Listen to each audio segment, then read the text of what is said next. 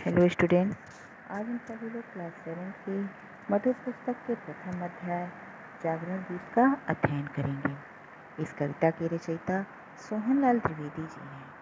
सोहनलाल द्विवेदी जी इस कविता के माध्यम से लोगों को मन को सपनों की काल्पनिक दुनिया से वास्तविक दुनिया में लाना चाहते हैं।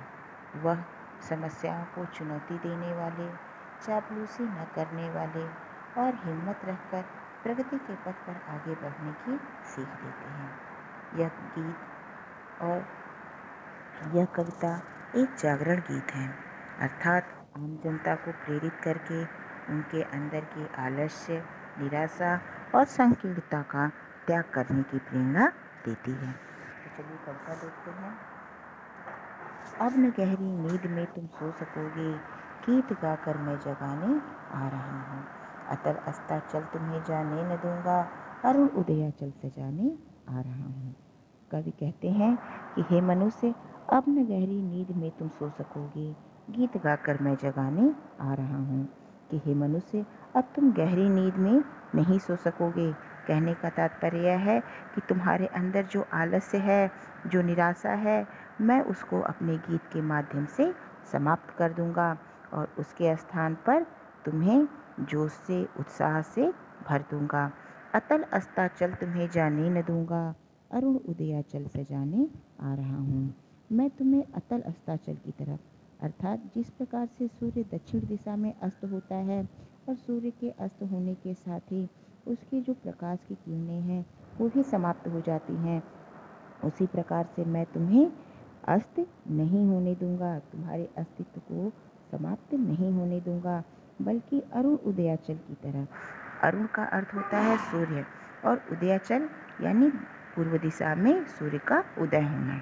तो जिस प्रकार से सूर्य पूर्व दिशा में उदित होकर संपूर्ण विश्व में अपने प्रकाश को फैलाता है, अपने प्रकाश की किरणों को फैलाता है, उसी प्रकार तुम भी सूर्य के समान उदित होकर संपूर्ण संसार में, पूरे विश्व में फैलो। तुम्हारे व्यक्तित्व की पहचान, तुम्हारे व्यक्तित्व की प्रकाश हर जगह फैले। कल्पना में आज तक उड़ते रहे तुम, साधना से मुड़कर सिहरते रहे तुम। अब तुम्हें आकाश में उड़ने न दूंगा, आज धरती पर बसाने आ रहा हूँ। कवि कहते हैं कि कल्पना में आज तक उड़ते रहे तुम। हे मनुष्य, आज तक तुम सोकर या जागकर हमेशा कल्पना की दुनिया में ही खोए रहे। तुम कभी भी अपने अस्तित्व को नहीं पहचाने, तुम कभी भी अपने वास्तविक अस्तित्व में नहीं आए। साधना में मुड़कर सिहरते रहे तुम, और तुम इस भौतिक वस्तुओं को ही सुख मानकर और उनको अपनाकर तुम उनमें ही घबराते रहे। कहने का तात्पर्य यह है कि कल्पना में आज तक उड़ते रहे तुम कल्पना की दुनिया में ही, सपनों की दुनिया में ही हमेशा खोते रहे और साधना से मुड़कर सिहरते रहे तुम, और तुम इस भौतिकवादी वस्तुओं को अपनाकर तुम वास्तविक सुख को भूल गए हो। अब तुम्हें आकाश में उड़ने न दूंगा, आज धरती पर बसाने आ रहा हूँ। अब मैं तुम्हें आकाश में उड़ने नहीं दूंगा। आकाश में उड़ने का अर्थ है कि मैं अब तुम्हें सपनों की दुनिया में नहीं खोने दूंगा। तुम्हें अवास्तविक चीज़ें, यानी कि जब तुम सपने जो देखते हो जिसका कोई भी अस्तित्व नहीं है, मैं ऐसे सभी कामों को तुम्हें नहीं करने दूंगा। अब मैं तुम्हें तुम्हारी वास्तविक स्थिति से परिचित कराने के लिए, अवगत कराने के लिए आ रहा हूँ। सुख नहीं यह नींद में सपने सजोना, दुख नहीं यह शीश पर गुरुभार ढोना। सूल तुम जिसको समझते थे अभी तक, फूल मैं उसको बनाने आ रहा हूँ। सुख नहीं यह नींद में सपने सजोना, तुम जो यह समझते हो कि सुख नहीं यह नींद में सपने सजोना, जो तुम सपने देखते रहते हो और उन सपनों को ही तुम सुख मान बैठते हो, तो यह तुम्हारे लिए अच्छी बात नहीं है। दुख नहीं यह शीश पर गुरुभार ढोना, और यह तुम्हारे लिए और जिम्मेदारियों को वहन करना दुख नहीं है। यह कोई बड़ा बोझ नहीं है। सूल तुम जिसको समझते थे अभी तक, जिसको आज तक तुम सूल समझते थे, कांटा समझते थे, दुख समझते थे, वह सभी, उन सभी को, उन सभी चीज़ों को, उन सभी सोचों को मैं फूल, मैं उसको बनाने आ रहा हूँ। मैं अपने गीत के माध्यम से वह तुम्हारे लिए उन सभी चीज़ों को मैं फूल बनाने आ रहा हूँ, अर्थात सुख में परिवर्तित करने आ रहा हूँ। फूल को जो फूल समझे भूल है यह, सूल को जो सूल समझे भूल है यह, मूल में अनुकूल या प्रतिकूल के कण धूलि भूलों की हटाने आ रहा हूँ। फूल को जो फूल समझे भूल है यह, कवि के कहने का आशय यह है कि कुछ लोगों के जीवन में सदैव खुशियाँ ही रहती हैं, तो वह यह भूल जाते हैं कि हमारे जीवन में कभी दुख आ भी सकता है। सूल को जो सूल समझे भूल है यह, और कुछ लोगों के जीवन में सदैव विपरीत परिस्थितियां ही रहती हैं और वह उनसे सदैव दुखी रहते हैं, लेकिन यह उनकी भूल है, क्योंकि किसी भी व्यक्ति के जीवन में सदैव सुख की स्थिति या फिर दुख की स्थिति सदैव नहीं बनी रहती है, क्योंकि मूल में अनुकूल या प्रतिकूल के कण धूलि भूलों की हटाने आ रहा हूँ। क्योंकि प्रकृति का यह शाश्वत नियम है कि सुख के बाद दुख, दुख के बाद सुख, सुख के बाद दुख, यह क्रम चलता रहता है। तो मनुष्य की यह सोच, मनुष्य की यह भूल कि किसी भी व्यक्ति के जीवन में सदैव अच्छी परिस्थितियाँ या अनुकूल परिस्थितियाँ ही रहेंगी या सदैव विपरीत परिस्थितियाँ ही रहेंगी, इन भूलों को हटाने के लिए मैं अपने गीतों को लेकर आ रहा हूँ। देख कर मझधार को घबरा न जाना, हाथ ले पतवार को घबरा न जाना, मैं किनारे पर तुम्हें थकने न दूंगा, पार मैं तुमको लगाने आ रहा हूँ। देख कर मझधार को घबरा न जाना। तुम मझधार, यहाँ पर मझधार से आशय है कठिनाइयों को। तुम अपने जीवन में आने वाली कठिनाइयों को देखकर, कठिन परिस्थितियों को देखकर मत घबराना, हाथ ले पतवार को घबरा न जाना। तुम उन मुसीबतों को, उन परिस्थितियों को, उन कठिनाइयों का डटकर सामना करना। मैं किनारे पर तुम्हें थकने न दूंगा, पार मैं तुमको लगाने आ रहा हूँ। क्योंकि तुम उन कठिन परिस्थितियों का डटकर सामना कर रहे हो और तुम्हारे कठिनाइयों का, तुम्हारी मुसीबतों का अब अंत होने वाला है।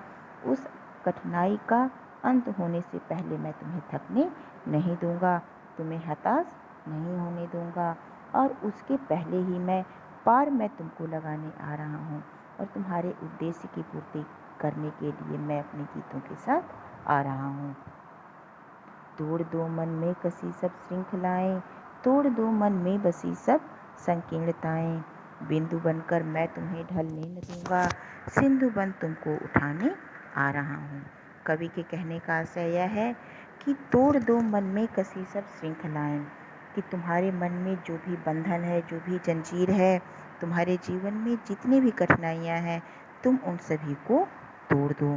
तोड़ दो मन में बसी सब संकीर्णताएं, तुम्हारे अंदर, तुम्हारे मन में जो भी संकुचित विचारधारा है, तुम उसको अपने मन से निकाल दो। बिंदु बनकर मैं तुम्हें ढलने न दूंगा, सिंधु बन तुमको उठाने आ रहा हूँ। जिस प्रकार से पानी की एक बूंद अगर धरती पर गिर जाए तो क्या होगा, उसका अस्तित्व समाप्त हो जाएगा। उसी प्रकार से मैं तुम्हारे जीवन को एक पानी की बूंद की तरह तुम्हारे अस्तित्व को समाप्त नहीं होने दूंगा, बल्कि सिंधु बनकर तुमको उठाने आ रहा हूँ। यहाँ पर सिंधु से आशय है समुद्र से।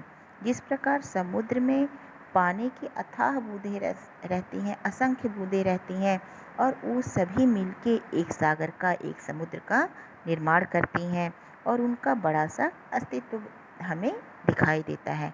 तो कवि के कहने का आशय यह है कि सिंधु बनकर तुमको उठाने आ रहा हूँ।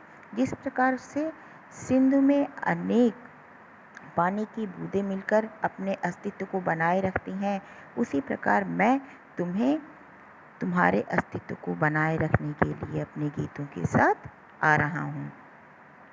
तुम उठो धरती उठे नभ सिर उठाए, तुम चलो गति में नई गति झनझनाए, विपत होकर मैं तुम्हें मुड़ने न दूंगा, प्रगति के पथ पर बढ़ाने आ रहा हूँ। तुम उठो धरती उठे नभ सिर उठाए, यदि तुम उठते हो, अगर तुम्हारे जीवन में उन्नति होती है,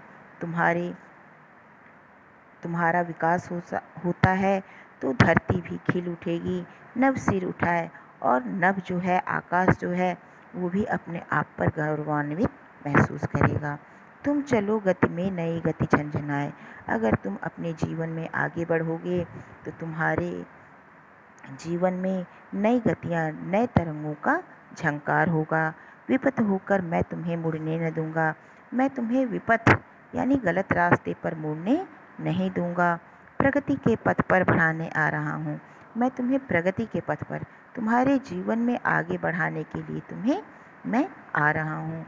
अपने गीतों के माध्यम से मैं तुम्हें प्रोत्साहित करूँगा। दास्ता इंसान की करनी नहीं है, दास्ता भगवान की करनी नहीं है। वंदना में मैं तुम्हें झुकने न दूंगा, वंदनीय तुम्हें बनाने आ रहा हूँ। कवि कहते हैं कि दास्ता इंसान की करनी नहीं है।